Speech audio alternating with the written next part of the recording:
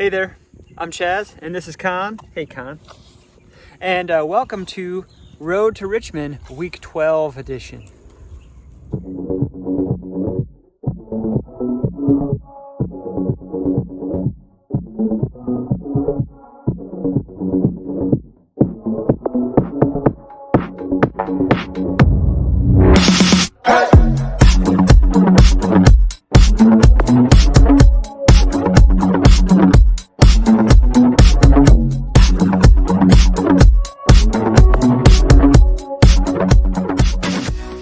So while Con and I are going to be taking a walk here, I'm going to talk about where we are in the road to Richmond. It's been a minute since we did a Road to Richmond update. In fact, I think the last update we were on week 4 or week 5 or something. So I'm not going to recount everything that happened in the last 7 or 8 weeks, because there have been a lot of videos that have come out since then. I've been racing a lot, so if you've watched any of those racing videos, then you know. If not, go watch those racing videos because they're fun. They're all POV. So you're seeing what I'm seeing and getting my thoughts as it's happening. Anyway, week 12, we are at the very end of the middle phase of the training for Richmond Half Marathon. And the middle phase I've come to start calling the conditioning phase, whereas the first phase was the foundational phase, which a lot of people might call a base phase. The conditioning phase is when we get into a lot of those traditional workouts people are used to seeing, VO2 max type of workouts and LT type of workouts. When I say LT, some people might call that LT2. We're talking about lactate threshold, tempo runs, tempo intervals, things like that. We're still maintaining some of the running economy and neuromuscular stuff that we did in the foundational phase, and we're still getting a lot of base miles in, but we're starting to get some of those zones worked too. I try not to make a big deal about zones, zone 3, zone 4 and all that. I more think about thresholds and training stimuli. So with the conditioning phase, we're still bumping up the volume a little bit, and it's not as many low and slow runs.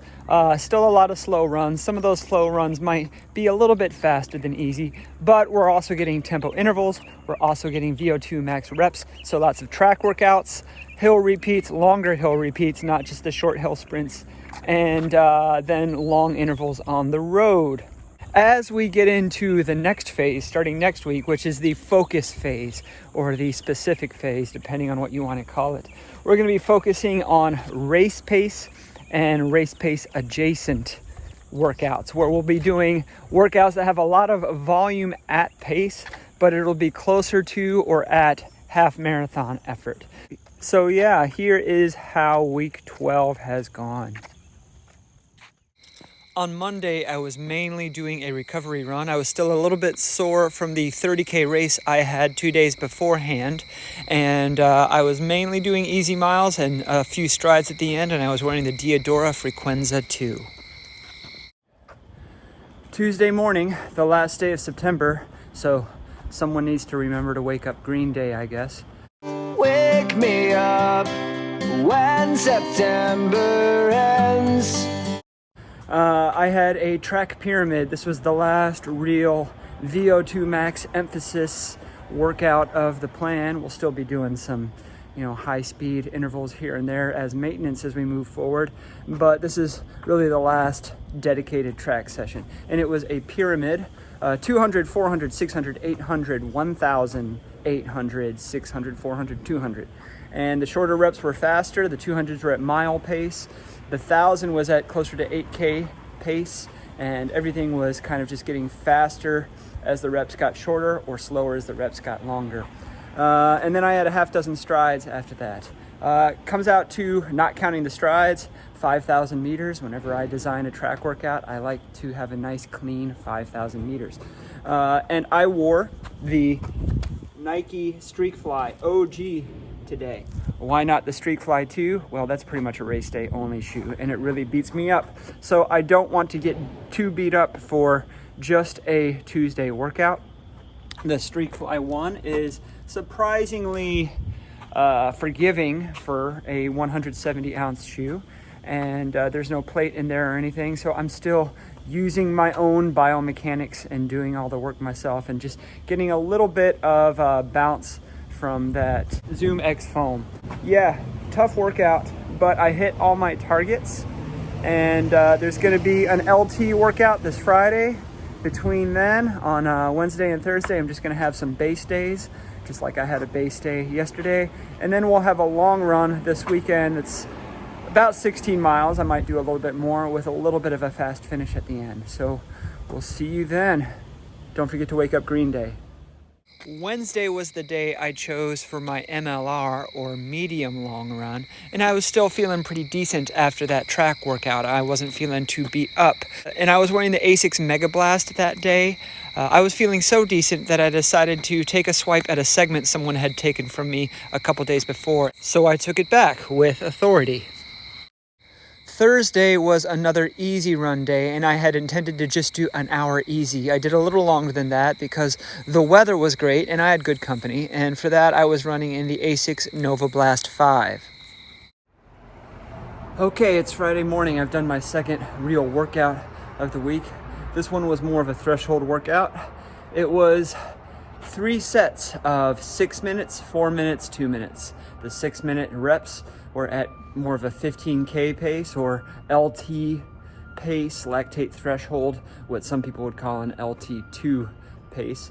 And then the 4-minute reps were at a 10K effort. The 2-minute reps were at a 5K effort. And we were doing this on the roads, or really on the greenways.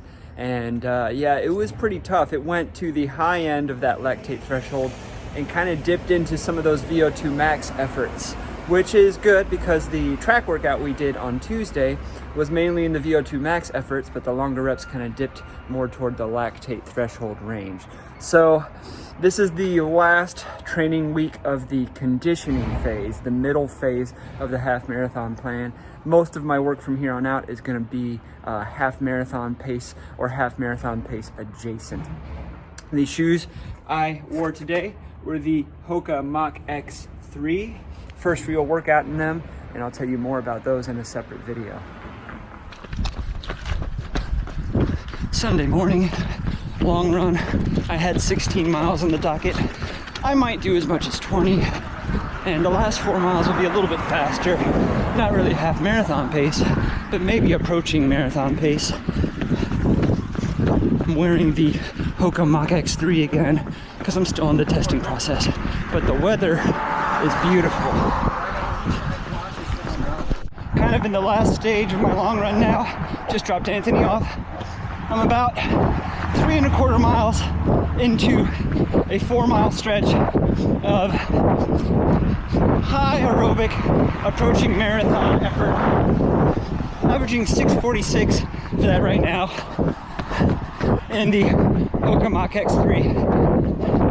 It's feeling pretty good. I feel like I still want something a little faster. The Sunday long run ended up being about 17.3 miles altogether. That was plenty considering the weather was warming up. The marathon pace ended up being about 6:43 pace. Not quite as fast as PR pace, but good enough. Well, after today's long run, I'm about 74 miles for this week. And a good bit of that was at some faster paces, whether it was marathon effort or tempo paces or VO2 max paces. So I'm actually looking forward to switching things up a little bit starting next week and focusing more on the half marathon specific fitness. And I can't wait to bring you guys along for the ride, so don't forget to like, subscribe, ding the bell for notifications. I will have some shoe reviews for you, as well as another race or two before Richmond Half Marathon. See you on the road to Richmond.